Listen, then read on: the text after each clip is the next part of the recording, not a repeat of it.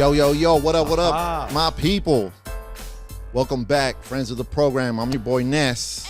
Yo, before we start, today is International Podcast Day. So shout out to everybody that, is in the space. Mike, shout out to Mike. You didn't know that? Shit, yeah, it is. It came up on my feed, and I was like, oh, shit, all right. Everything. Yo, let's go. Like, man. You got to be on top of everything. Yo, today, this shit is so dope, man. This is my boy right here. You guys see the logo? Yes, sir. I created that yes, shit, and I think this is how we met, right? Yeah. First time we meet, man, it's a pleasure. I want to introduce to you guys my boy, Adee Worldwide, man, funny man. Let's go. Always talking shit. Let's go. And he a Cowboy fan. I'm a Raider fan, so it's gonna be fun, man. You already but know yo, what's on. thank you, my brother. Hey, thank you, man. You already know, man. For being on the show, man. I appreciate you. It's been a time, bro. Hell you yeah. already know. That's what's up, man. Yo, so we're gonna get to know you, man, because I know we talk back and forth, right? Text, mostly DM, business. Yeah. So we're gonna get into a little bit about you. Okay. Right? We're gonna talk business. We're gonna talk about a lot of different things. Okay. But being a comedian, right? Oh. Like, how was it for you, man? Like growing up, like where did you grow up? Oh, so first and foremost, I grew up in Watts. Okay. You know what I'm saying? So we had 7 different locations in Watts, more predominantly the Nixon Garden Projects. And my grandmom had another house on 92nd and Home, so my dad's mom and my mom's mom. So Watts is the general, area where I grew up. Funny part about that is my uncle Wayne, shout out to Uncle Wayne, gave me the nickname Funny. So I ran with Funny. That was my moniker all the way probably up until 9. Okay. And then my aunt was like, hey, we can't keep calling you Funny because it takes a different meaning after a certain age. You know what I'm saying? So I'm like, oh, yeah. So that's where the AD came in. So Adrian, AD, you already know how that works. Adrian Dantley, actually, that was one of the guys that I emulated as a youngster growing up. Oh, like the hooper. The hooper. You know how I used to shoot the free throw line? I used to practice like that. Pistons. And Utah Jazz Utah first. Yeah. And then it was the Pistons. Then the That's Pistons. right. Yep. Yeah, that dude was a beast. Yeah, he was. Man. 6'4", bro. 6'4" monster. How tall are you? I'm 6'6". So I think 6'5" and a half. Okay, because this is the first time I was just saying it earlier, like it's the first time I think I've been shorter than my guest. This is episode 17, I think.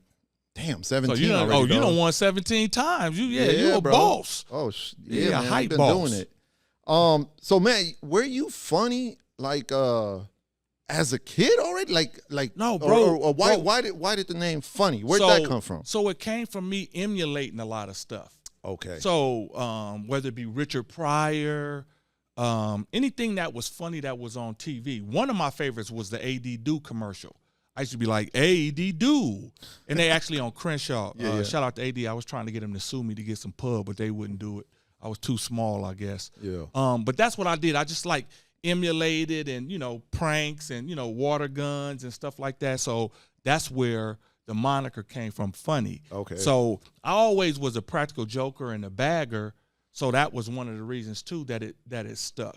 And that's a skill right there, man. Bro, it's so crazy now. They getting paid off of roasting. Oh man. Roasting might have got you beat up back in the day. Yeah, man. You know what I'm saying? But now. Yeah, I knew like I couldn't fuck with you because every time, like if it was art and I wasn't on time, or if it was a shirt that you were waiting, I wasn't on time, you were on my head, man. I was like, fuck, no, I gotta perform, man.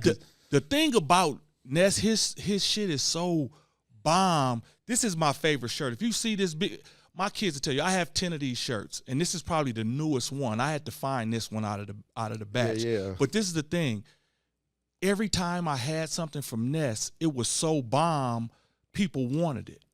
You know what I'm saying? Or people was like, hey, where you get that from? So for me to brag and have it, I got a couple of T-shirts on order from big names. I can't tell you who, but they dug them. Right. So I had to get on your head. Because, you know what I'm saying, now it's on my head. So I'm like, hey, Ness, we got to get this in. But, he's done touch. He got people on the East Coast that he don't know about, you know what I'm saying, that grabbed this stuff. And actually, I brokered the deal, whether it be whatever it was. But, you got That's great what's work, up. bro. That's what's up. You know man. what I'm saying? That's And I what's up. always appreciate that. People respect talent. And you know what that's it the does thing. too for me? Like, it gets me to be on my game. Like, Yeah. you over there like, yo, Ness, where's my fucking shirt, man? Blah, Yeah. blah, blah, blah. And I'm like, fuck, you right. Like, damn, I got these on demand. Like, I got these machines that print on demand. Yeah. And I'm over here late. Like, fuck, but That's it is what it is, man. But see, like, that's the human error in it. right. You know what I'm saying? Yeah, So man. but that's the human touch too. That's what makes it Ness and not Nestle. Right. You know what I'm saying? Yeah, so yeah. at the end of the day, that's what it is. This has been my moniker for over, where we at? 10 years Something at least? like that. Something like that. You know what I'm saying? Yeah. So, and it's never changed. I can't waver. That's my brand. That's what I do. When you see me out, you see that. So, I appreciate you for that, bro. Man, no doubt, man. I still remember when you hit me up, man, and you were like, yo, I need a logo. And I was like, hell yeah, what do you do? And then you shot me those videos of you performing. Yeah. And I was like, all right, cool. And then they was trash too, but he accepted it. Yeah. Hey, man, it's all good. We got to start somewhere, man. Absolutely. If I showed you my very first T-shirt that we printed, it was like crooked. So I'd have to walk like this to be able to for the logo to be like straight, like, but we got to start somewhere, No, and that was the facts. Like I said, when I saw it, I was like, oh, this is me. And we come like from the same like era, like, and, we like the same shit, man. Yes. So I think it made it easy, you know, Yes. it made it super easy, man. Yo, let's get back to you, growing up, right? Did you grow up in Watts, right? Grew up in Watts. You went to school out there? Went to school in Were Watts. Were you the class clown? Always the class clown, bro. Man. You know what? I didn't want to go to school if I couldn't be the class clown. You were That's looking, what you kept looked me. forward to I it. look forward to roasting and being in there, you know what I'm saying, clowning with the teachers, you know what I'm saying? But the thing is, it kept me in school. Right. Because I knew I was going to go clown with my boys and stuff like that. Because most of my homies they wasn't going to school. You know what I'm saying? We was at that era where, it was a little bit in between, right before the crack era. So it was at that point to where your parents were there, but they weren't there. Right. You know what I'm saying? Like my mom worked, my dad worked and hustled. So at the end of the day, you there at the house by yourself. Gotta but that was you got to figure out something to do. But school was cool. School and basketball kept me, you know what I'm saying? And it kept me out of gangs. That's so, what's up. Yeah. Everybody in my hood knew me, but I wasn't a banger. They was more, hey, AD play basketball. So, you know what I'm saying? That got me a lot of passes. You hooped in school? I hooped in school. All right. You know what I'm saying? So what school? What Man, I was the first nigga with an NIL, bro. Oh, yeah. Come on. Yeah, whoever had the sack, that's where I was going at that point. You know what I'm saying? I went to Manual Arts High School, won state championship there, then left there, went to my home school, which was Fremont, won a city championship there, then lost to my old high school in the state to go to state. And then at that point, I was like, everybody was getting scholarships. Well, they weren't getting scholarships because when you in the barrel of everybody is good, you got to be super supreme to ball out. You know what I'm saying? So I was always, I was in the streets early. So I knew what was good, what was bad, how to manipulate the system, you know what I'm saying, knew how to move. Right. So my deal was, as a senior, I want to go to Loyola Marymount. And Loyola Marymount, they were Bo Kimball, Hank Gathers, Jeff Fryer, Terrell Lowry. That's that was a school that I wanted to go to. So what could I do to get there? They wasn't signing no scrubs, and you had to be able to score to go there. Yeah. So I ended up. That time was crazy too because it was like Loyola Marymount, UNLV, Georgetown, like all these schools were at it, man. Duke, you know what I'm saying? All of them, yeah. They were ballers. So I had to go somewhere where I could stand out, and I ended up going to Lusinger. So I averaged about 28 a game at Lusinger. Damn. You know what I'm saying? Okay. I went over because I went over there, and now I'm like, I got to show out. You know what I'm saying? I can't come over here and everybody on my team, they know I love them, but I went over there on a mission. That's right. You know what I'm saying? I went over there. My first, I think 3 or 4 games, I had triple doubles because I was going. You know what I'm saying? And I knew to get to the Loyola, I had to, turn some heads. So like growing up, you did you play like the local. Like, Absolutely. You grew up hooping. I grew up in basketball. All right. I grew up with one of the prominent.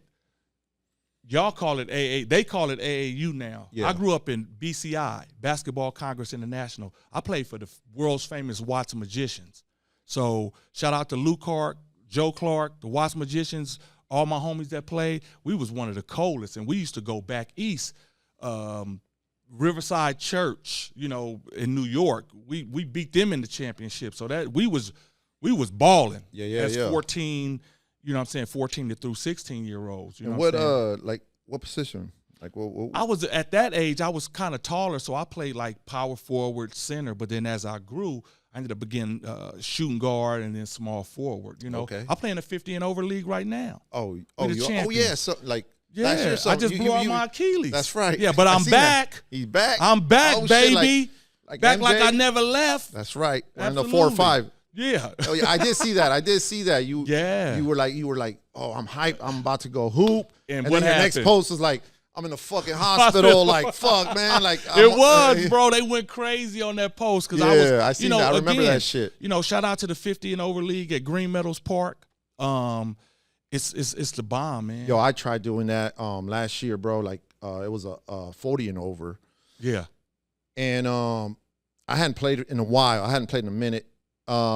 First game, I fucking get kneed in my knee. Oh. Fuck. Like I'm like, fuck this shit, man. Like the next day hurting, right? But throughout the week it started getting better, Yeah. whatever. Next game, like the next week, next Saturday, we're hooping, and some dude bumps into my back. Like this dude's like almost 300 pounds. And I'm like, oh, hell no. After that, I was like, you know what? I'm fucking done. Yeah. Like, I love hooping, man, but it's just. It's too more, much, it's more like this year, I'm going to be more simple. Like last year, I was trying to dunk. I'm trying to do the whole get down. My daughter was like, look, if you're going to play. And my youngest daughter, shout out to Chanelli, she the boss of me. You know what I'm saying? Hey, if you're going to play. She the one that rap? She's the one that rap, okay, yeah. Hey, if you're going to do this, bro, be simple. Don't get hurt. Straight up and down, don't get hurt. You know what I'm saying? Yeah. And I'm like, it's going to be hard because when you play a certain way, that's, my mind be telling me something. And you know what else, man? Like, I was like, yo, these dudes are older. Like, they're not really tripping. Hell no. Like, it's worse. Bro. It's worse. These fools want to fight every fucking game. How you fight at football fantasy? Man, like that's crazy. Don't to me. fight me in football. We ain't even playing. Yeah, you know what I'm saying? For real. I'm like, damn. But yeah, they go, man, but it keeps us in shape a little bit. It gets the camaraderie right to hang out with everybody. But yeah, man, it is dope. It is dope, and especially we have fresh uniforms. Oh yeah, yeah. We get to every year. we get to be fresh. That's what's you know up, what I'm man. saying? Damn, that's crazy. Over 50. Damn, the league that's over 50. Yeah, bro. Damn. Yeah. And some of these dudes are ballers they, too. They got some more. They got the I think it's called the Platinum League, and they do that at the downtown LA Athletic Club. They be 60, bro. What? Damn. They out there, they got the heart monitors and everything out there for them. What's the most points you ever scored in a game? 50. 50 points? Yeah, 50. Damn. Yeah. I think I passed 3 times. Yeah? Yeah. Yeah. Ain't no reason to pass if you're trying to go 50. Did you win? Did you guys win? Hell no. Yeah. Who gonna win? You know what I'm saying? Yeah. Most of the time when people score that amount of points, they lose. They losing. You know what I'm saying? Yeah. But again, I was putting them shots up, But I was on a mission. I had a focus. You know what I'm saying? What's been your favorite, like your favorite kicks to play in? Ooh. Because I know you old school. You know what? This is the thing. Jordans were never a ball and shoe. Yeah, and I never hooped on Jordans. I want to tell people that, but I did ball in the threes. I balled in the threes my junior year, and then that didn't. It was cool. It was more stylish. But my senior year, I played in the Air Flight Lights. Okay, the Pippins. Yeah, Pippin used to wear them. Yeah, the Air Flight Lights, and one of my greatest accomplishments, I was talking to one of the guys before, we played Arrival in a playoff game, and I had 20 at half, and that was in the white ones. So when I came out at halftime, I came out in the black ones and gave them another 20. Damn. Yeah. Yeah, like remember back then too, like Michigan. Yeah. Rocking the all black shoes All with the black blacks. socks. Yeah. The longer shorts. Yeah, I was in band camp when that happened, though. Oh, that's what's up. When did you graduate? I graduated in 90. 1990. Okay. Yeah, I graduated in 92. Yeah. So it's like around the same Yeah, time. that's when they started popping. Yeah, Yeah, man. Mm-hmm. That's what's up. Okay, so, man, I seen you. I seen your shows, bro. Which one? Smothered? The links that you've sent me. Oh, I've yeah, seen those, yeah. right? Oh, I And- thought he was finna hit me with the reality show with my dog. No, I need to watch that. By the way, yeah. At what point, man? At what point did you figure out that this shit was your gift? Like that this was your fucking gift, and you're gonna do this shit. Well, you know what? It's so funny because during basketball, I was always joking. So coach would be like, "Hey, man, calm down." Hold on. Did you talk shit? Like, I'm sure you talk shit to the other team, bro. I used to talk shit to the refs. I did too. I used to. Man, how you gonna let him dress like this? You know what I'm saying? Yeah, right. I used to, somebody be at the free throw line. I was like, "Man, that's a foul on him. Look how ugly this motherfucker is." You know what I'm saying? Right. I would be going. You know what I'm saying? Yeah. One time, during that time where I changed shoes at halftime, I went over. It was a free throw, and I went over to the opposing bench's coach, and I'm standing there, and he's standing there, and I was like, "Hey, coach," I said, "You done tried everybody. Put him in." Put him in. Man, and they was he was like, "Get your ass away." And he was like, I told you. I was like, "Man, put him in. Give him a shot, coach." Yeah, you know man. what I'm saying? But I've always been lighthearted like that. You know what I'm saying? And I think that's what it carried over. And again, shout out to Lavelle Crawford. You know Lavelle Crawford? He's a big comic, a veteran. Lavelle is hilarious. And I was at school in Missouri. I ended up going to college in Missouri, and he actually did a show on campus, and I was shooting the dozens with him from the crowd. Oh, damn! And everybody, that's when my teammates was like, "Oh, he legit. He got it. He legit. He going back and forth with Lavelle Crawford. This is a professional." You know what I'm saying? Yeah. So I kind of knew then. I was like, at some point, because basketball was still, my get down. I was like, at some point, I'm gonna give it a try. But the opportunity never came because I was so busy in basketball, and then I had the 2 kids. Actually, I got 3. So, my oldest son is 36. I had him at 14. Damn. So 14, 15. So I was, it turned into family. So you're not thinking about you're not thinking about no hobbies at that time. Right, you know right, what I'm right. saying? You just trying to make it You're happen just for your trying family. to make it happen for your family. That's you know how that yeah. go. Okay, so then at what point were you like, nah, I got to do this because this is my gift? So when I left basketball, I basketball, do believe this is your gift. it is, bro. Right? And besides I'm not hooping, this is your gift. Trust me. I had a conversation with God, bro. I sat down in band camp like I told you. And when I came home, God blessed me with another opportunity to play basketball.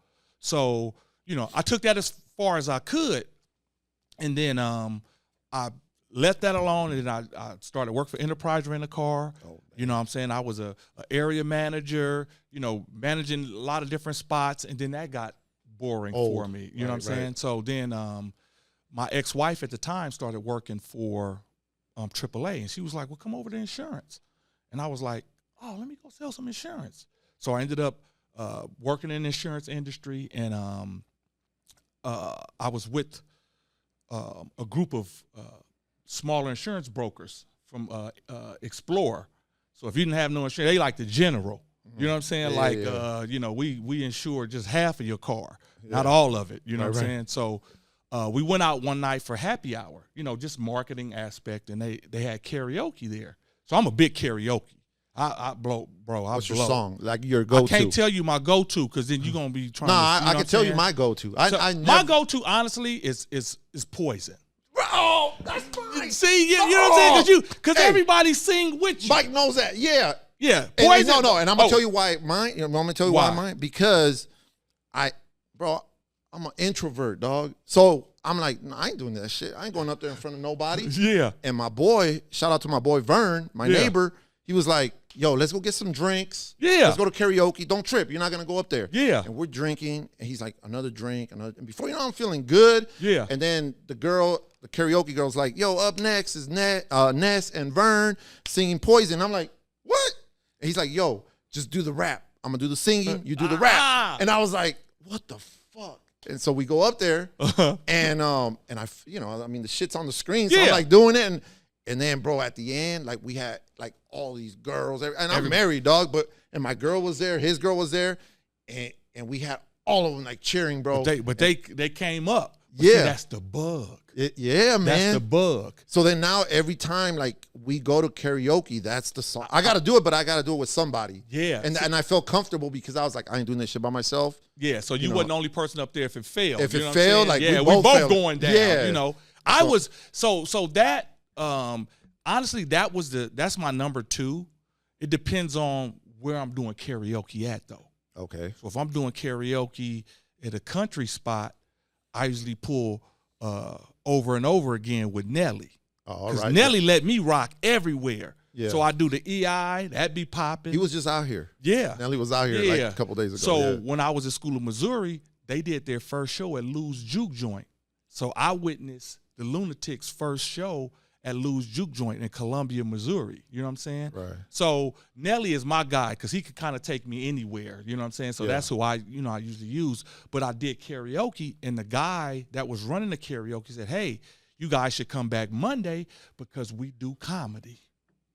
And I said, what? Y'all do comedy? He said, yeah, come back Monday. I said, can I get on stage? He was like, yeah. He said, I'll let you open the show. I'll give you 3 minutes. Dang. Bro, I was like, hell yeah. But I had a couple drinks too. You know, I was like, oh, I'm ready to do this. So I leave. I call my boy, which went to college with me.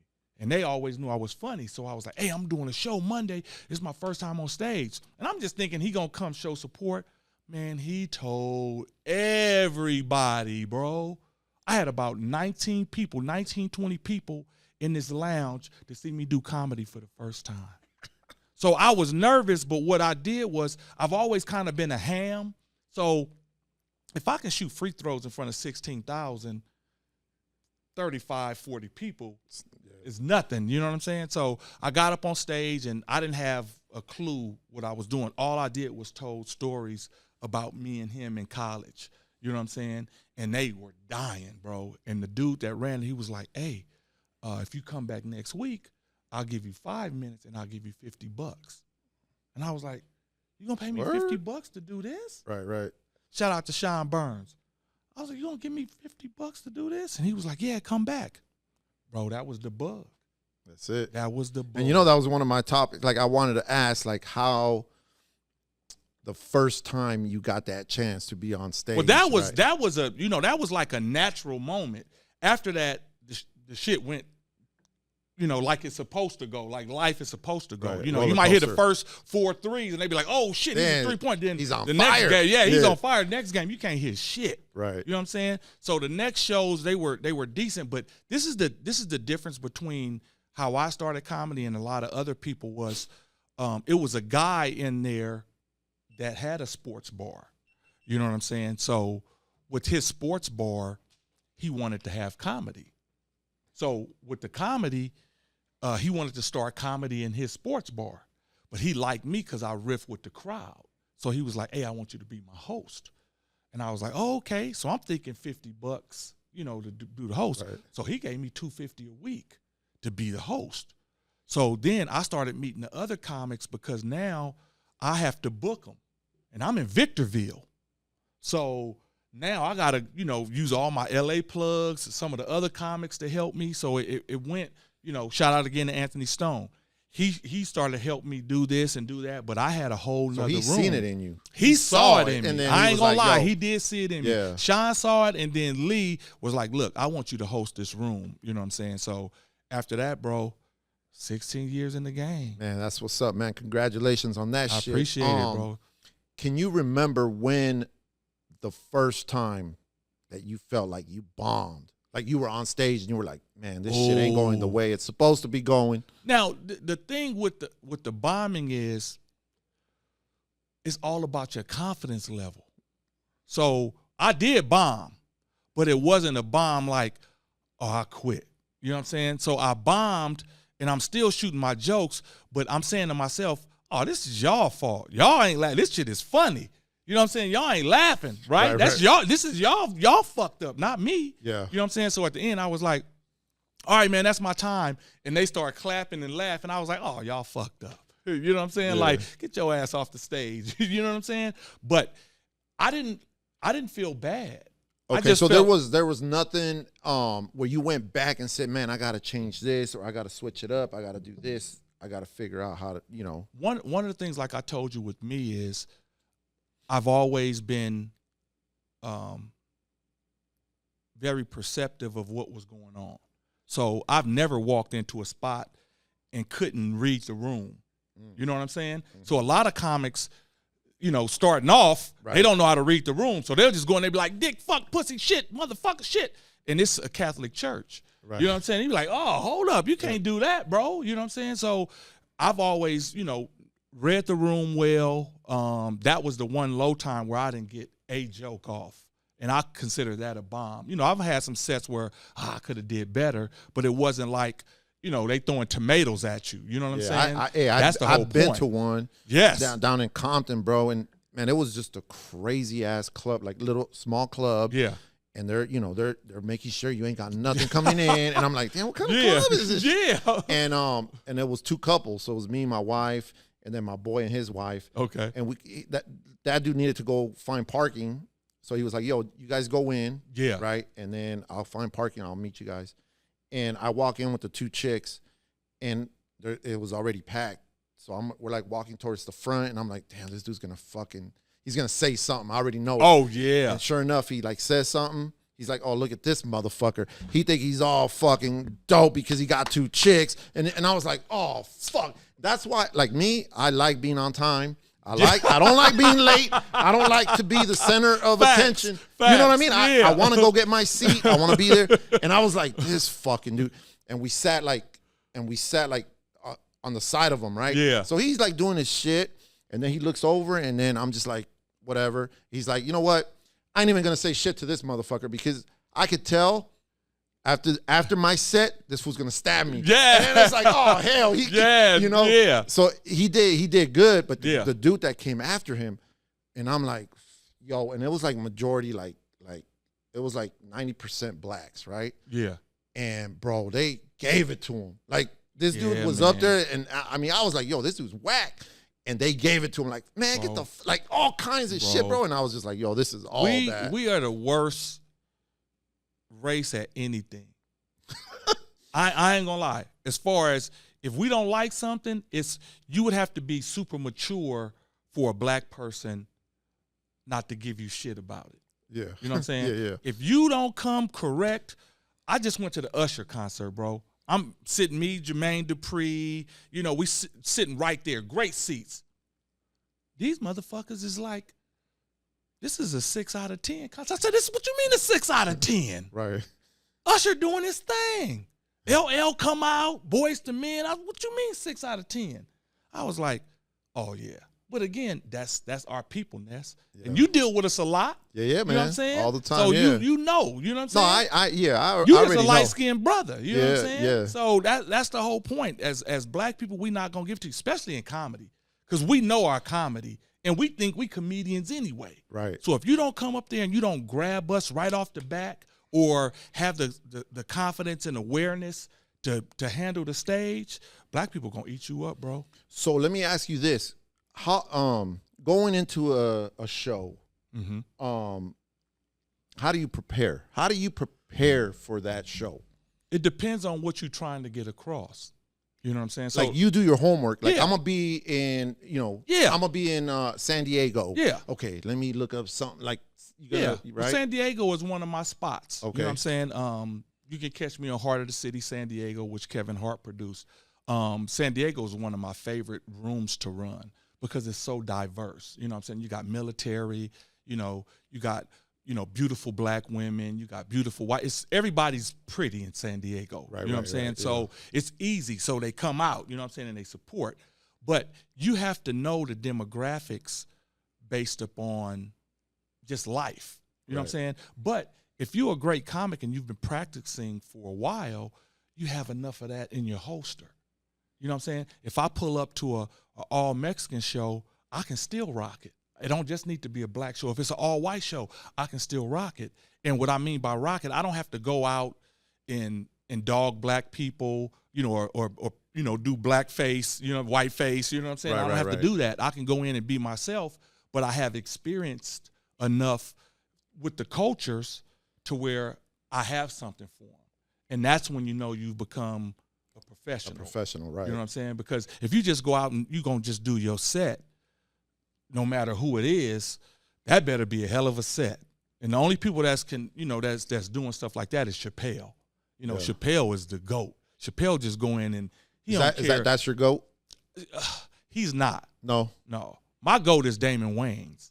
Oh, shit. Robin Harris and Damon Wayans. That's why I wanted to do, you know what I'm saying, comedy. Like they inspired you to They inspired me. They were funny, so funny. I was emulating their stuff and wasn't even, you know what I'm saying, thinking about being a comic. Right. So that's the whole point. Right. But Chappelle is so witty. Chappelle is on a different level when you battling right now. Yeah. But you know, me, I don't watch comedy. So why is that? And we've had the conversations with me and some other comedians, because then you subconsciously integrate who you watching into your set. And you could honestly think it was your idea. You know, you could be dead set on, no, I started, you know, Retro Kings. And what you mean? Right. You know, because you saw Ness write it down earlier. Now you thinking of a whole deal and you think that's yours. No, that ain't yours, bro. But you get influenced by funny stuff. Right. You know what I'm saying? So you just have to be careful with that. You know what I'm saying? So if you stay in your lane and write about what you do, you know what I'm saying? It may be and people close. see it too. It may be close, to what's going on in your life. It may, you know, parallel what you got going on, but it's still, you know what I'm saying, with my touch. You know what I'm saying? So that's the only thing about comedy as far as watching it with me. You know, I don't really watch too much, but Damon Wayans and Robin Harris, those are my two, bro. That's what's up, man. Yeah, that's why I was telling you, we got to get that T-shirt, bro. Yeah, bro. Yeah. Where I know you hooped in front of a gang of people. Yeah. Comedy wise, what's the biggest show you've done? Probably 4,000. I think 3,500 to 4,000. How'd that feel? It was the bomb. You know, that was really the only time where I was walking up to the stage like, damn, that's a lot of people. Yeah. You know what I'm saying? But how I usually break it down is I break it down into 3 sections. So I want to say 4 quarters if it's possible. And I'll pick somebody here, somebody here, somebody here, and somebody here. So that way my conversations. Right away, you're doing that. You're already like. I'm already scoping. I'm like a quarterback. I got 3 reads, bro. 3 reads. Mm-hmm. You know what I'm saying? So I come out and I see 4 people, and those are my 4 that I'm going at. You know what I'm saying? And I'm not talking about them. I'm literally talking to them when I'm on stage. So now I'm panning the whole, you know what I'm saying, arena, bar, you know what I'm saying, morgue, wherever I'm telling these jokes at. You know what I'm saying? That's how I break down the audience that way. And then how long are these sets? Well, it depends on where you're at. So if you're a headliner and, you know, they book you to headline, you're probably going to do between 45 minutes and an hour. Damn, most headliners do that. Bro, that is no time. No? Because that's just like you hit 2 baskets in a row. Now you ready to ball, and they be like, they hit you with the light. You're like, dang, man, thank you, man. I got so much more, you know, and the crowd gets, you know, riled up. But as a novice, you know, you're doing 5 to 7 minute sets, you know what I'm saying? And it depends on where you at. Yeah. You know, because I just did a show Thursday, Crack 'em Up Thursdays, at the Comedy Store, the Belly Room, and I think I did 9 minutes, 7 minutes, but you got 20 comics. You know what I'm saying? So everybody can't do a 30-minute special, or it would be 2 days. You know, it would be a festival. Yeah. You know what I'm saying? So you just got to be ready. And a lot of times you just, you know, again. You know, recently, like, I knew you were coming on, right? Yeah. And I was like, damn, like, yo, this dude, he's a comedian. He's a, you know, and I don't know if it's, you know, a lot of times when I think about something, I end up dreaming about something. Yeah. That, you know, Yeah. something similar. So I had this dream, right? Uh-oh. And I'm telling you, I'm a fucking introvert. I didn't even want to do this. I didn't want to do this whole podcast. Nah. And Mike made it super easy because this is all his shit. Yeah. And then I was just like, fuck it, I'm gonna do it. And then I did it, right? But in this dream, right, I'm like, they took me to a comedy club and they're like, you're gonna go on stage. I'm like, what? I was like, hell no. I was like, no, man. I barely even do podcasts, right? Yeah, yeah. So then I was like, fuck. All right, fuck it. They were like, no, you gotta do it. You gotta give us just 5 minutes. Yeah. And I was like, all right, cool. So I was like, all right, I'm gonna wear my fucking Raider jersey and I'm gonna wear my Raider hat. Yeah. Because I was already like, in my dream, this is my dream, right? Oh, no. But before my dream, there was a time we had a conversation with my wife and all my cousins, everybody, my brother, we're all Raider fans. Yeah. And my wife, you know, these fuckers always lose, right? So my wife was like, you guys know the reason why these fuckers always lose? Mm-hmm. And she was like, look at the logo. Look at the Raider logo, right? And she's like, the dude has a patch on one eye and the other eye is closed.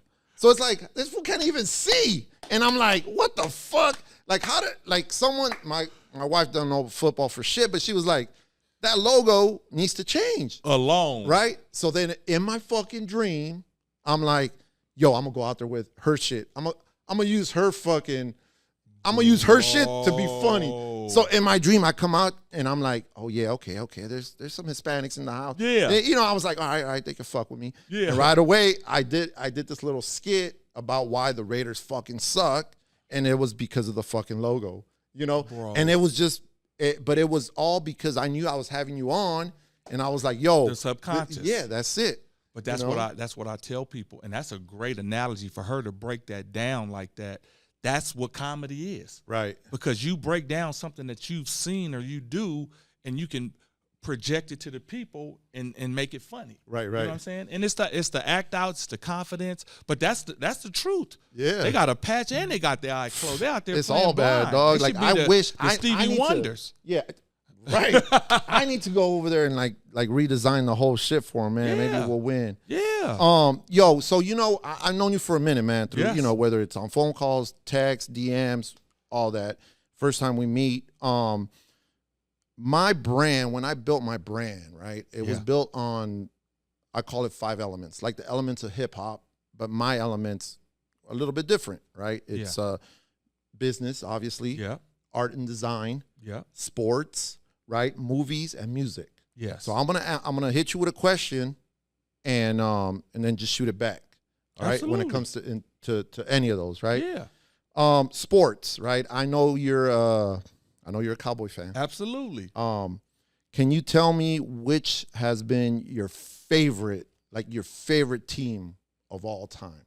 It doesn't even have to be the Cowboys, you know. But if it is, which one has been your favorite team of all time that you've been able to witness? Well, I've been blessed because in the 90s, we won 2 Super Bowls back to back. Should have been 3. Mm-hmm. You know what I'm saying? So the 92 through 94, those 2 teams, they had everything, bro. They had the defense. They had the running game. They had the passing game. They had the quarterback. They had the coach. You know, they had the special teams. Right. You know, so when you see a team put together like that, and then you see your teams that you're playing with now, you already know you lacking because we were the best on both sides of the ball. It's not a lot of teams that's been number 1 at D and number 1 at O. We were the best. We were number 1 at D, number 1 in O. So you look at that and you go, it's hard to replicate that. Right. Even when you get KC, you know, KC is just, you know, they play spontaneous, you know what I'm saying, to win. Even though you know they better than the other team, you feel like you have a chance to beat KC. Right. You know what I'm saying? Yeah. You didn't have a chance to beat those Cowboys, bro. When those teams came out that won back-to-back, the 49ers clearly had a chance, but they dog-walked them both years. How did you even become a that's a great out here, one. Shout out to my boy Steve, Jesse, Mike. Like, there's a lot of Cowboy fans out here, God. bro. My Cowboy story is bananas. So I used to love the Rams. The Rams was my team. Vince Ferragamo, Billy Waddy, you know what I'm saying? Yeah. So that was my squad. So for Christmas, I wanted the helmet and shoulder pads, right?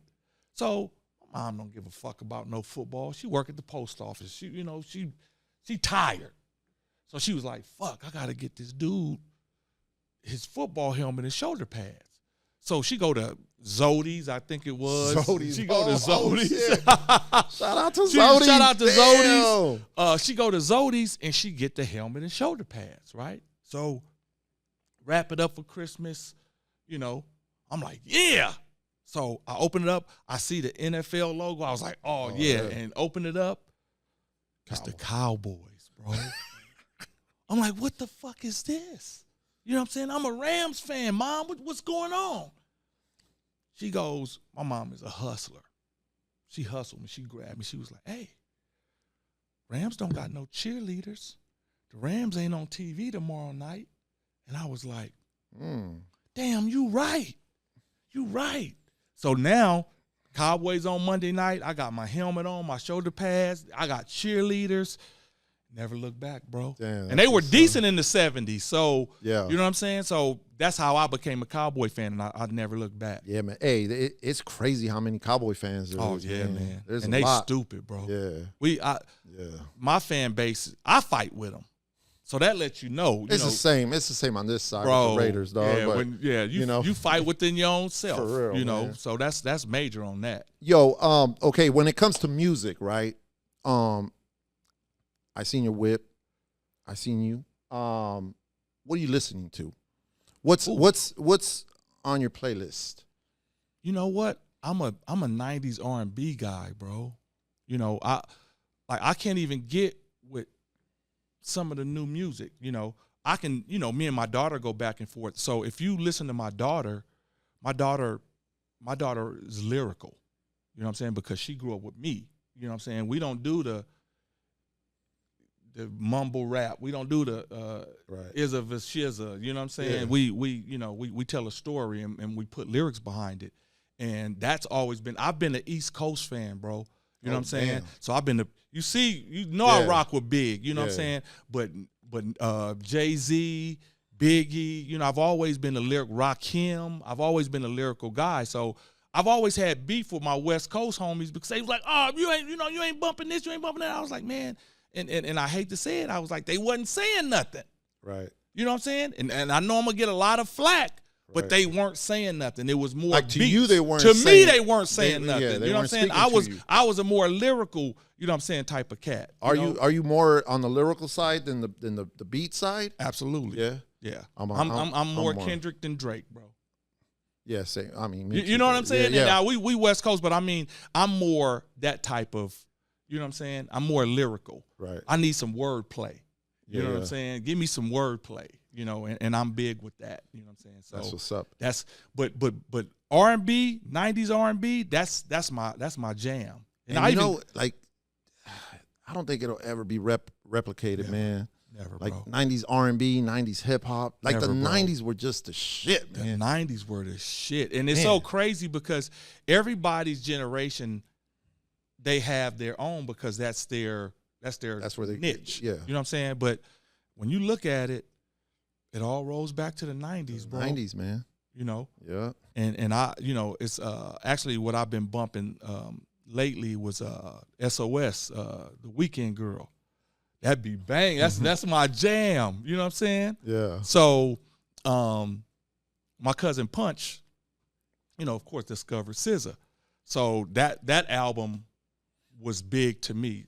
The Control, the first one, that was big to me because I think she touched the aspects, you know what I'm saying, of that. But besides that, now it's tough to listen, bro. I know it is, man. You know, it's if really, you want to lay down with your lady right now, you can't listen to nothing now. You can't. If you listen to something now, y'all gonna go. And if you do, it's dancing. something that's been remixed. It's something that's been remixed from the 90s, and it's still not. And it's not the intimate and soft enough. Right. You know what I'm saying? Yeah. You know, like I said, it's our era was so cool, bro. Yeah, man. Movies, right? You see, like, probably know by now, Scarface, my favorite movie of all time. my grandmom's favorite. Rest in peace, Nana. Yeah. Her favorite. My grandma's a thug. Scarface? She loves Scarface. Hell yeah, that's what's up. Yeah. Rest in peace, grandma. Yeah, rest in peace, Nana. What's your favorite movie all time? You know, it's so crazy because being 52 years old, you've seen a lot of stuff, you know, whether it be sci-fi. I love sci-fi. You know, I'm a Star Wars. I'm a gadget guy. I'm a superhero type of guy. But it's something about Training Day, bro. Oh, okay. Lonzo was a monster. Yeah. You know what I'm saying? Yeah. And he was just so cool, bro. I mean, you know what I'm saying? He was never, you know, like Scarface, you know, he built his rep. You know what I'm saying? He turned into something once he got money. Yeah. You know what I'm saying? It looked, right. You know, Lonzo was just, that was his. You in the office, baby. You in the office, baby. Yeah. You know what I'm saying? Dope. Yeah. That's one of my favorite movies. That's one of my, you know, that's one of my deals. So Training Day is, you know, it's probably number one. Dope, man. When it comes to business, right? Say what piece of advice, say an up and coming comedian. Yeah. Right? Maybe they're watching this. Yeah. What's a piece of advice that you would give them? Ooh. You know, first and foremost, shout out to my girl Patty Cakes, Patricia Lunas. That's my business manager. She's the one that brought my vision to life, you know what I'm saying, with Heel Shield. But she's always, you know, been, you know, kind of pushed me to try to, you know, grow and do bigger, better things, you know. But if I was telling a new comic right now that was started, I would try to get them to emulate how I started. And what I mean by that is, you're not gonna see a lot of stages early on in your career, not the ones that you want to go to. So the Laugh Factories and the stuff like that, you're not gonna see those. Right. So what I did was I ended up, you know, again, creating my own opportunity, and you build your network by putting these other guys on. You know what I'm saying? So now, you know, I got Ness in the office. You know what I'm saying? Hey, Ness, blah, blah, blah. Now you get on, you be like, so now if you have an opportunity, you be like, oh, AD, right, come on through. And that's where the networking, you know, happens for me. Okay. And I just think that's so pertinent in a young comic's career, is to run the room, because it gives you the double aspect. I look at it like you get a chance to get on the stage and you get a chance to run the business side of it. You know what I'm saying? If you're not running the business side of it and you're just out here for laughs, that's fine. You know what I'm saying? That's cool. You know, I'm not in it for that. You know, I've actually never been in it for just that. You know what I'm saying? Because I actually saw myself as just being a producer, you know, host some of the stuff.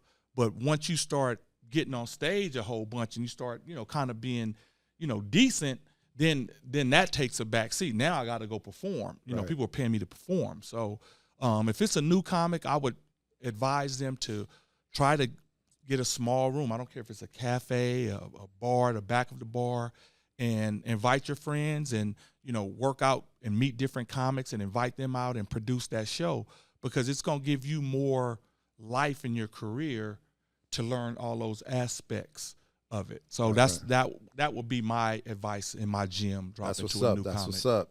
Mm-hmm. The last one, art and design. Being a comedian, man, that's a art form.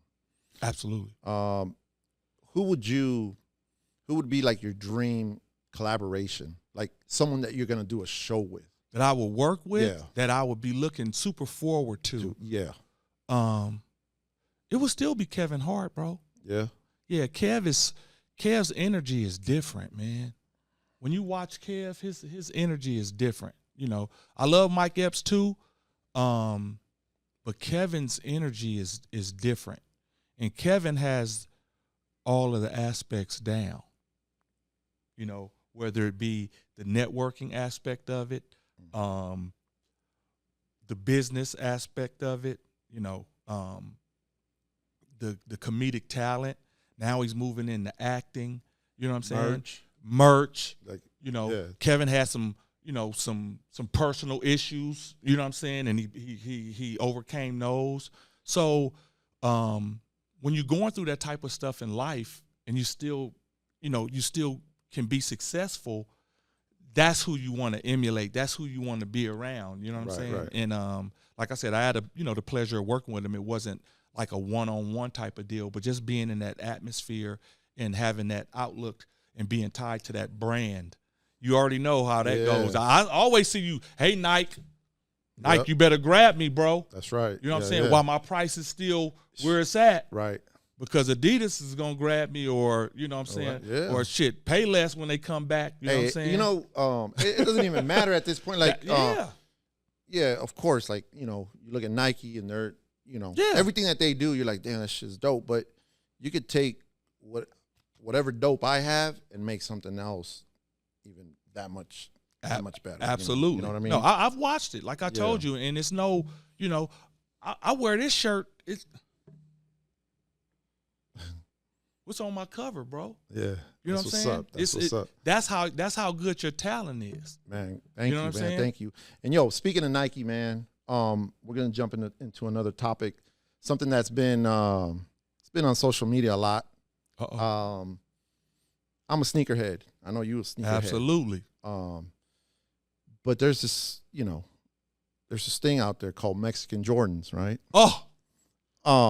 And for those of you guys, I printed some pictures. For those of you guys that don't know what Mexican Jordans are, we got the what's up? This 3 fake ring? What? 13, 11s. I don't even know. I don't even know what these are. Oh man. We got another pair right here that's like a mix of a 7 and something else.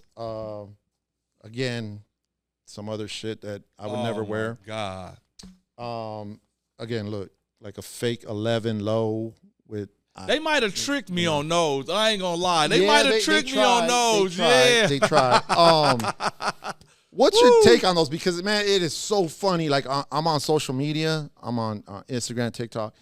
And it's usually like black dudes talking about these Mexican Jordans. I'm like, yo, that does exist because I do see it. I'm like, yo, like these dudes don't want to set everything up on the app to try to win the 11s or the 3s or the 4s or whatever's coming out, right? They just want to go to the Foot Locker after they get paid. Absolutely. And they want to make sure that their size is available. And they like the colors. You know, they got the right colorways. The right colorways. They got the right colorways. And they're like, fuck it, they're Jordan. The Jordan logo's on them. They're Jordans, and they're buying them. Yeah. What's your take on these fucking Mexican Jordans?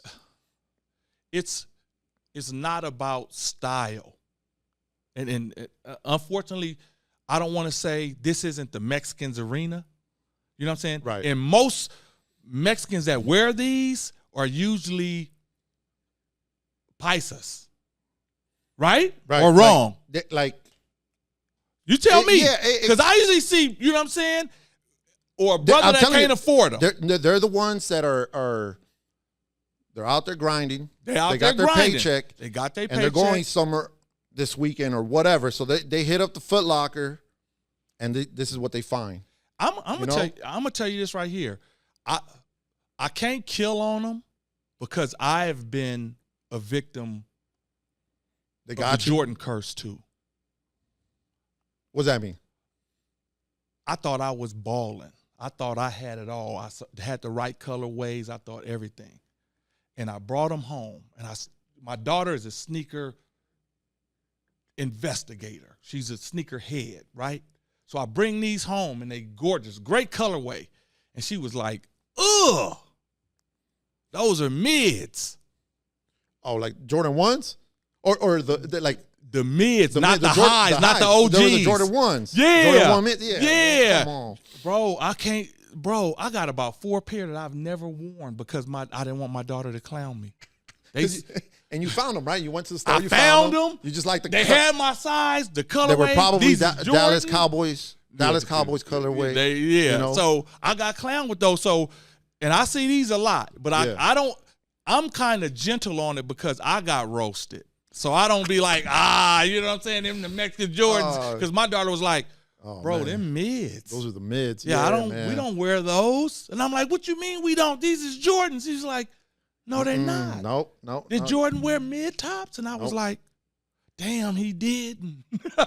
So, you know, I can't clown on the Mexican Jordans. I see them, but I was a mid dude. So Oof. yeah, I got 4 brand new pair right now. I can't give them away. Nah, they don't want them. No, They don't want them. So I understand the Mexican Jordan. Shout out to the hard workers that just want to grab them. They don't give a fuck about no raffle. Yeah, they're gonna raffle through the Foot Locker. Hell yeah. You know what I'm saying? Hey, and that's the way I see it. I'm like, these fools don't give a fuck. Nah. They're not trying to fucking win it on the app and then have to deal with bots or trying to stand in line. Like, they just want to go in, pay for them, get out, and then go on their way to wherever they're going. Down. You know what I mean? That part. But, man, yeah, it's a thing, man. I was like, I got to talk to AD about it, man. Let me ask you, man, going back to you, where do you see yourself in 10 years, man? Ooh. To be honest, I did see that. It's the 5-year plan. I always like to go 5 years. Okay. 10 years, shit. It's a lot. Yeah, they got it's a lot, but it'll be here before we know it. Yeah, it's earthquakes, and you know what I'm saying. And I like sweets, so you never know. But in 5 years, I actually want to produce one of the bigger shows. Okay, you know, I don't even have to be on stage. I want to produce one of the bigger shows, whether it be the old Anaheim Pond in Orange County. The Ontario, I want to produce a big comedy show with the up and coming comics, not established comics. You know what I'm saying? Yeah. Some of the guys that's funny now, and put them on and produce a big show like that in 5 years. You know, and then that way, you know, my production brand will start moving to the front. Right. You know what I'm saying? And that's where I look at it. You know, that's more of where I'm going to, helping the young comics, putting stuff together, helping them put podcasts together and stuff like that. So that's pretty much, you know what I'm saying, where I'm at. That's what's up, man. That's what's up. So this part of the show, man, I know you've watched some of the shows. Yes. It's called Ayo Ness. Ayo Ness. So I get to flip the mic to you. You get to ask me a question, and I'm going to answer it as best as I can. Yeah. So, you know, it's all yours, man. Ayo Ness. Yo. Hey, when did you start loving the graphic arts? What was your first project? What made you decide that you could do it? Because I used to be an artist. I used to draw shit. You know, my cards was, you know, crooked and shit like that, but I thought they were cool. Yeah. So when did you know that you could put together a great piece of work? You know, this goes back to elementary for me. Yes. Like, I still remember, like, my first real drawing that I was really proud of. Yeah. It was an exercise where they asked us what we wanted to be when we grow up. Okay. And for whatever reason, I said I wanted to be a cop. Right. So Okay. I'm over there drawing like everything. I drew the fucking little hat. Yeah. I mean, everything. Yeah, you remember like baton, yesterday. everything. Yeah, absolutely. I still remember it. And I know my mom got it somewhere in the garage, and I've been trying to look for it. Yeah. Because that means something to you're me. gonna find it. Yeah, but that was like my first taste of like me drawing and saying like, man, this shit came out pretty good, and then having people say, hey, that's pretty good. Yeah. You want to be a cop? Cool. Later on, like in high school, again, like art classes, just drawing. There was, you know, computers were barely like so I wasn't really using computers. Yeah, everything was done freehand. by freehand, right? And then later on, you know, when I was able to get an actual program popping in my computer and then just start designing, and that's when I really fell in love with design. Like when I tell people, like when, you know, they look at my work and they're like, yo, how did you get here? And I tell them, like, it was a lot of work every single day. It wasn't like I'm going to design today and I'm going to take a break for, you know, 5 days and then I'm going to do it again. No, it was like every day after work or whatever I was doing, like I wanted to be in front of that computer and I just wanted to be designing something, whatever it was. Yeah. And then I felt good about it and then I moved on to something else. But it was like that repetition and that practice, but it felt good. It didn't feel like work. It didn't feel like none of that. Yeah. Because I loved it. Yeah. So I think when I was, you know, first given that bootleg CD of like I don't know if it was Illustrator, I don't remember what it was. Yeah. But when I got and I popped it in and then boom, I have the program. Mm-hmm. It was like, let's go. And then, you know, you see a blank canvas. And then you start looking at all these fonts, and then I can start downloading fonts on my own. Yeah, and that's my thing, and it just does not feel like work. So it started early. but as you know, I went into high school like to draw. Yeah. And then later after high school, like, you know, the computer thing. Yeah. So yeah, it was one of those where it was just like, man, this is my gift. I felt like at that point, like this is my gift and I'm just not gonna stop. And yeah, like to this day, I get in front of the computer every single day to try and design something, you know. Bro, it's crazy because I tried to design a flyer and I was stuck. You know what I'm saying? I had the pictures, but when you're a designer, you have to see past that. And that's the funny part because you see past what you got on right here. Who is this? What's this? This is Chalino. Chalino. Yeah, so Chalino Sanchez, shout out. For you to see Chalino and now you drawing all the details, you know, what goes into that? What's his culture? What does he like to do? Bro, that alone as an artist is hard. Yeah, you know what I'm saying? So you know how I was asking you earlier when you go into a show, how do you prepare? Yeah, it's the same thing. Like I want to do a collection based off of this, then I have to go in and research and do my homework because nowadays I see it, man. Like anybody can say they have a brand, yeah, because it's so easy, right? But a lot of these brands, a lot of these guys that are, you know, brand owners, they don't put in the time. They don't put in the research. No. And I think that's why people fuck with me because they see it. Yeah. Like they see that shirt, they talk to you about it. It's a conversation starter, break the ice. And then before you know it, you guys are exchanging numbers. You Absolutely. guys are networking. You guys are going to work together, right? Absolutely. And that's what I try to do with every piece of art that I create. Like I just try to, when someone sees it, they're like, yo, that shit's dope. Like, where'd you get that? Yeah. And then boom, before you know it, it's like, I did it. And then, oh, really? And then it starts. So that's what I want, you know, because at the end of the day, too, like, people spend their fucking hard-earned money on my shit. So I want, when they wear it out, I want people to be like, yo, that's dope. And it's you know worth what I mean? it. It's worth it. It's worth it. One of the things, too, I wanted to ask you, how do you feel when you see your design get stolen? I used to get pissed off, bro. Oh, that right there. Yeah, like I used to get pissed off. Yeah. Now, because that's where we're at with the brand stuff. I can say, okay, I'm Adee Worldwide, and I'm gonna jump into the T-shirt business now. Right. Now I'm gonna just emulate what you got going on. And you know, when you said you don't really watch comedy, yeah, I don't do this. I do the same thing. I don't really see what other brands are doing. I know what I want. Yeah, exactly. And then I just stay in my lane and I create based off of what I want, not what they're doing or this guy or this brand's doing. Yeah. You know, but when it comes down to that, like I used to get pissed off, but now it happens all the fucking I see my shit in the swap meet. I see my shit like bootleg, you know. I forgot the name of the stores, but they got like 1,500 fucking Hibbert. The Hibbert stores, they got like 1,500 stores. And we were like a couple years ago, we were in Arkansas visiting family, and we went inside a Hibbert store. And right when we went in, I told my son, I was like, yo, my shit needs to be in these stores. And we walk, boom, 2 bootleg shirts of mine. They got the fucking O-Dog, and then they had the Nino Brown. Like Nino Brown shirt and O-Dog shirt. And I'm like, yo, what verbatim? They didn't even change nothing on it? Nothing, bro. The artwork looked straight. Like, it looked like shit. Yeah. Because they either took it from like one of my Instagram posts, and you know, I don't be watermarking nothing. So they probably took it from there. Yeah. And then, you know, before you know it, by the time to pull it out. Like the quality's not there. Yeah.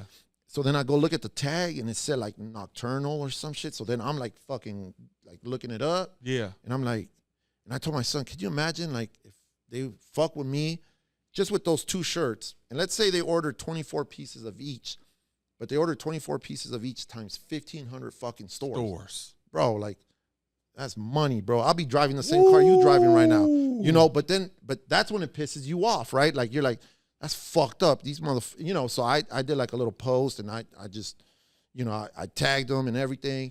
And, but it happens, you know, and it happens on that level, and it happens way down here with dudes like, oh, bro, like I just saw your shit on fucking Etsy, and I bought the art and whatever, and I'm like, all right, cool. Well, don't do that shit no more. No more. You know what I mean? Absolutely. So it is what it is, and at the end of the day, like I put collections out there, and then I move on to something else. Yeah. You know, like I can't dwell on it. I can't. See what you're saying. You know, it's so hard because even with us as comics, when somebody says it, like I said, they could parallel the joke, but it's almost like you worked on it.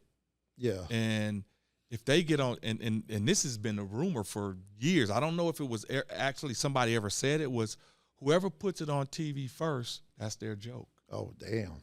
So that's crazy. If I came in here and you had created the Biggie and I got a picture of it some type of way and I put it out there, right? You sitting up there like, bro, that's just mine. That's like, mine. I like, hey, bro, right. Knight got it from me first.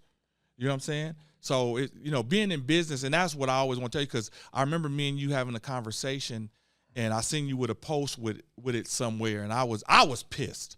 You know what I'm saying? Because I know what it takes for me to get the damn T-shirt. So if y'all out there bootlegging it, that's how it was. But yeah, man, that's what's up, man. Hear, bro. Yo, we're getting to the end of this, man. I appreciate you. But before we go, man, I did see you. You brought some goodies. Yeah. Let's talk about them, man. I know you're doing the heel shield with the sneakers. Let's jump to the teeth whitening first. So I partner with Cal Dental. This is right here. This is her white smile. So this is actually a smaller kit for teeth whitening for women. Okay. So, and I know you got your daughter and your wife, but I'm a girl dad, so the girls get them first. That's what's up. You know what I'm saying? So that's for you. Good looking. But Cal Dental has been great with me, man. 21 locations, bro, around Southern California. And they're just growing. And I just jumped in to partner with them probably over a year ago. Okay. And my boy James, man, shout out to James. James runs a great ship, Dr. Kim. And they work for us, Medi-Cal, not great insurance, you know what I'm saying? They take care of you, bro. That's what's up. Cal Dental was awesome. And then we can jump over to the Heel Shield. Man, this is the #1 shoe protector in the world right here. And I made this because of my daughters. My daughters like Air Force Ones. And the all-white kicks. Man. When you drive in the all-white kicks, your right heel always gets a scuff on it. Right away. Right away.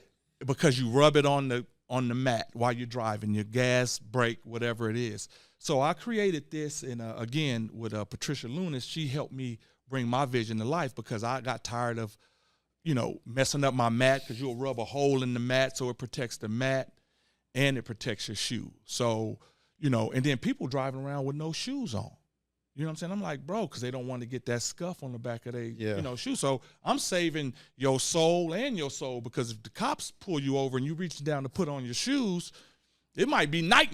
You know what I'm saying? So with the Heel Shield, you put it down there, man, $19. You can go to buyheelshield.com. And I'm actually getting ready to run for the holidays, a 2-for-1 where you can grab them. It protects the back of your heel, keeps it clean, and it's so easy to clean. You can just pull it out, go wipe it off up under the sink, and put it back in instead of having to clean your whole mat all the time. And it protects those shoes, bro. That's what's up, man. It's gangster. And then also, man, let them know about, you got any shows coming? Absolutely, man. And how they could get a hold of you? All socials is at Adee Worldwide, whether it be Instagram, Facebook, TikTok, OnlyFans, wherever you want to go. Shit, you know okay. what I'm saying? Adee Worldwide is where it's at. But yeah, man, I'm actually just left the Ontario Improv. I'm working on a couple of other shows right now. With comics, we bounce around so much. You know what I'm saying? Yeah, it's a show here, show there. So if you go to my socials, you'll see what's next coming up, and just pick one that's in the city near you, man, and we can get down. You got to come. I'm gonna put you on stage, Ness. I'm gonna give Ness them 3 minutes. Man, no. Do that Raider joke. Hell no. No, man, I can't do that. That was just my fucking dream, dog. But look, man, hey, I appreciate you, dog, for making the drive, coming through, man, and doing the show, man. And make sure you guys check it out. Make sure you guys follow. Make sure you guys follow Adee Worldwide. Absolutely. You guys got any questions, man? Hit them up. Hit me up. Please. And we're here for you, man. And just comment, do all that shit, man. But hey, thank you, man, and to the next one, man. Hey, let's go. Hey, and if you know anybody that want to get on the stage, man, hit me up. We're gonna put them on stage. And I want people to be funny. Oh, let's go. And if they're not, we'll find out. We'll get it out your system. All right, there you go, man. Worldwide in the building, man. Let's go. Thank you.